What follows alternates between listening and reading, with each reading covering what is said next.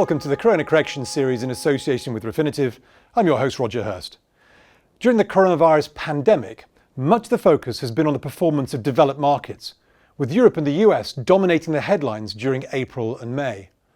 Many emerging markets, however, have already experienced two different impacts. The first was the collapse in demand before the virus hit, when their end markets such as the US went into lockdown. The second was obviously the virus itself, which in many areas is still gathering momentum. I asked Ron Leven, Professor of Economics at Duke University and author of Refinitiv's Market Voice, about the challenges that emerging markets have faced and the uneven impact that the pandemic has had on these economies. I think it's generally recognized that as difficult as adapting to the coronavirus environment has been for the developed world and the US in particular, that the challenges for the emerging markets are multiplied, both because they have inherently, by the definition being emerging markets, they have weaker infrastructure and therefore less ability to deal with the virus itself. Also, many of these countries are much more export dependent in their growth than are the developed world, and therefore more vulnerable to the general global slowdown. This has been a huge challenge for the emerging market in general, and some countries in particular.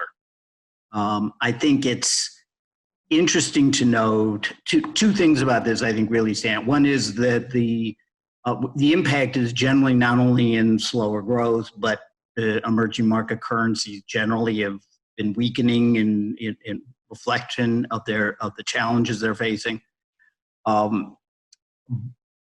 One interesting thing is, though, that performance has been hardly uniform. There have been a couple of currencies that have been extraordinarily weak over the course of this year. And there are other currencies, some that stand out would be China, Taiwan, and some interesting ones, the Philippine peso, are holding up fairly well. So this is the other thing that I think is shocking in a way about what's happening is that historically, an environment like this of weak currencies and dramatic declines in global growth, putting political, social tensions, raising political and social tensions in many emerging countries, would have been accompanied by sharp rises in the interest rates that these currencies are offering. And with only a few exceptions, we're not seeing that. Even in this environment, most emerging market offshore interest rates are in the 1%, 2% range.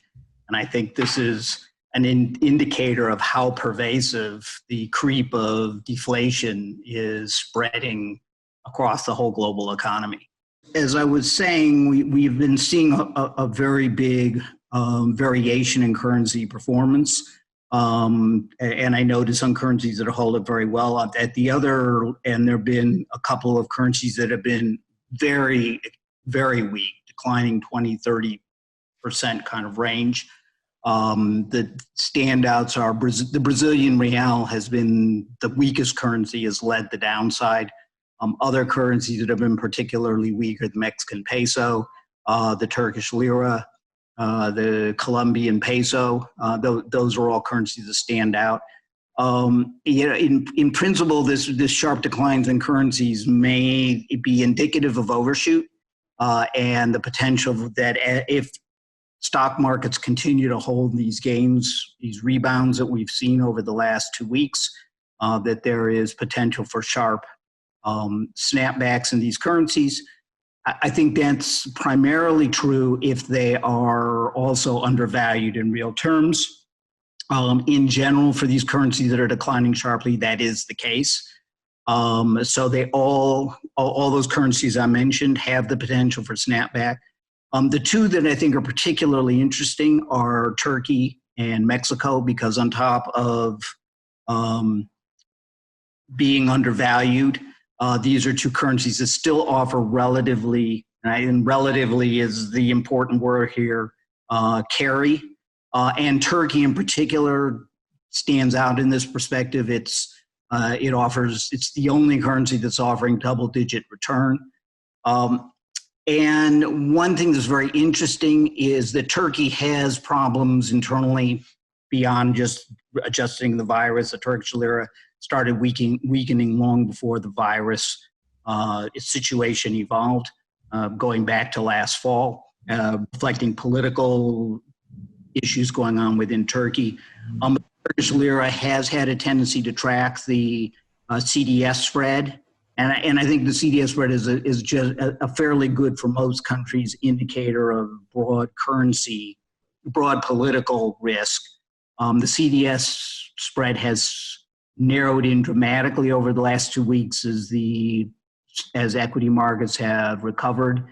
And you're seeing response in the Turkish lira, but it's lagging. So again, I think the Turkish lira in particular offers a very nice opportunity if things just stabilize. You don't even need a further recovery in stock markets. But the way to look at this is that the sharp declines in the currency, the sharp rise in carry, are pricing in enormous amounts of bad news. And given the general recovery in global asset prices and recent improvements in global activity, it would suggest that the negativeness that's priced into the Turkish lira at this point is overdone. Many of those countries with the weakest currencies were already under pressure pre-COVID and have now overshot. Perhaps the most remarkable feature is that currencies have not been defended by central banks aggressively raising rates. In fact, very few countries currently have double-digit interest rates. Turkey offers one of the highest returns for carry, though that also reflects a large number of risks that are specific to the country. Many of the currencies that have rebounded should continue to extend their gains if the recent risk on environment can extend further into the summer. We'll see you later with another update.